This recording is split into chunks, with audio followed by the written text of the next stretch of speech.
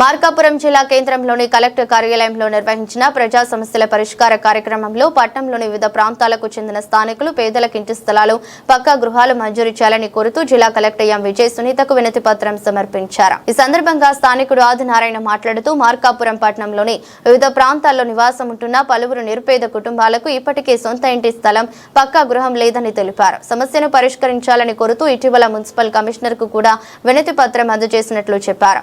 వినతి పత్రం ఆధారంగా 19వ సచివాలయం పరిధిలో అధికారులు నిర్వహించిన క్షేత్రస్థాయి విచారణలో 33 మంది నిరుపేదలకు ఇంటి స్థలాలు లేవని నిర్ధారణ అయినట్లు ఆయన తెలిపారు. అర్హులైన పేద కుటుంబాలకు ప్రభుత్వం నుంచి గృహ స్థలాలు కేటాయించాల్సిన అవసరం ఉందన్నారు. ఈ నేపథ్యంలో మార్కాపురం పట్టణంలోని సర్వే నెంబర్ 256లో ఉన్న టిట్కో గృహ సముదాయానికి సమీపంలోని ప్రభుత్వ ఖాళీ స్థలంలో అర్హులైన 33 మంది పేద కుటుంబాలకు ఇంటి పట్టాలు మంజూరు చేయాలని కోరినట్లు తెలిపారు.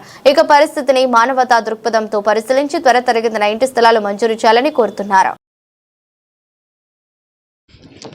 నమస్తే అండి, నా పేరు ఆదినారాయణ అండి. మార్కాపురం రూరల్ అండి మాది. అయితే మార్కాపురం పట్టణంలో ఆయా ప్రాంతాల్లో చాలామంది ఇల్లు స్థలాలు లేక ఇల్లు లేక బాధపడుతున్నారండి. మేము అనేక మార్లు అప్లై చేసి ఉన్నాము, అనుకోకుండా మిస్ అయినాయండి. అయితే మేము మళ్ళీ లిస్ట్ తయారు చేసుకొని కమిషనర్ కలవడం జరిగిన తర్వాత వెరిఫై చేశారండి. మామూలుగా అంటే స్థలాలు ఉన్నాయో లేవని వెరిఫై చేశారు.